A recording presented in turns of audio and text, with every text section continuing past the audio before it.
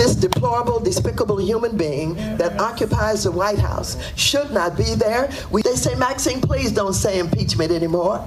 And when they say that, I say impeachment, impeachment, impeachment.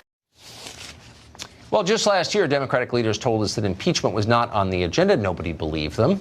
Now, impeachment might be the only thing that can hold together their fractured, outraged party. Congressman Jerry Nadler of New York concedes impeachment is coming, even though evidence to support it has not yet been found, but will be. Do you think the president obstructed justice? Yes, I do. If that's the case, then is the decision not to pursue impeachment right now simply political, if you believe he obstructed justice? No, we have to do the investigations and get all this. We do not now have the evidence all sorted out and everything to do an impeachment. Before you impeach somebody, you have to persuade the American public that it ought to happen. Some Democrats, though, are warning that an impeachment trial could damage the Democratic Party, and that's bad because the Democratic Party is the most important thing, always. David Axelrod warned on Twitter that a recent wave of more than 80 Democratic subpoenas, quote, too easily plays into the witch hunt meme.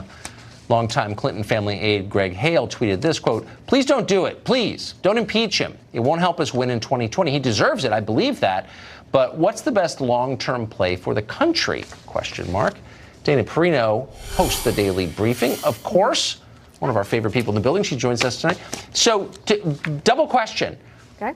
Will the president be impeached by Democrats? And will, if that happens, that trial hurt the Democratic Party?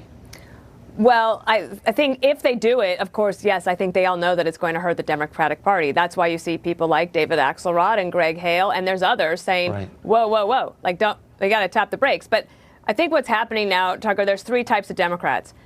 First, you have people like Chairman Nadler. He is in a very safe district. He's an old bull of the Congress. He's been chomping at the bit to have the gavel back. And he pays no political price in his district, right, because he's going to win again. And also, he has a way to keep the base happy. Then you've got a second group, which are the freshmen.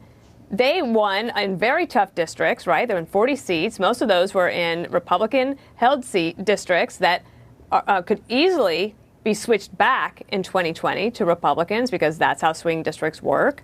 And they don't want to talk about this. They want to show that they can govern on important issues like infrastructure, health care, et cetera. And the third group are your presidential candidates. And they have to keep the base happy enough, talking impeachment, but they also have to look long-term to a general election where impeachment doesn't work. And just last week, Axios said that all of the candidates that go to Iowa right now, they're not talking about Trump, they're not talking about Mueller, they're not talking about Russia, they don't talk impeachment. They don't want to talk about it. So they're in a little bit of a box because the base wants it. The old guard knows that it shouldn't happen, but sometimes it's inevitable that you have people like Jerry Nadler who say, I've got the gavel, I'm going to use it. I wonder if insurgents like Ocasio-Cortez could do to the Democrats what Trump did to the Republicans, which is just outflank them and use social media to do it, demand that they live up to their promises, which in effect are to impeach Trump. They call him a criminal. How can you not impeach him? I mean, could they force the party to do it? Well, sure. Like they could get mad at the establishment, right? They could say, what are you afraid of? Like, why can't you do this? And they'll be like, well, you know what? You have to stay in power. We have to be able to do this correctly. But here's the other thing is that President Trump does better when he has a foil, when he has someone to go up against. Right. And the House Democrats are now that foil. It's not just Pelosi, right? He seems to actually kind of get along and even respect Nancy Pelosi. But the others, like the left, now he has something to push back against. So, again, you get to 2020, an election, not a midterm, it's not a referendum on the president. It's a choice between two people. And just like what happened with Bill Clinton in 1998, right, his popularity went up when the Republicans tried to impeach him. Right. And Republicans actually lost seats in that midterm, which is, I think it's only happened twice in, 100 years. And that was definitely one of them. So finally, quick, do you think it's possible that the leaders of the Democratic Party, Pelosi, for example, keep this contained?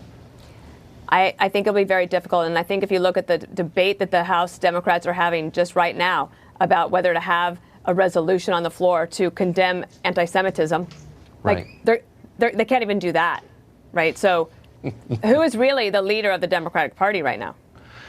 I'm sorry. I'm sorry to laugh. It's just that I know you're not laughing at me. Calling everyone else immoral can't pass a resolution against anti-Semitism.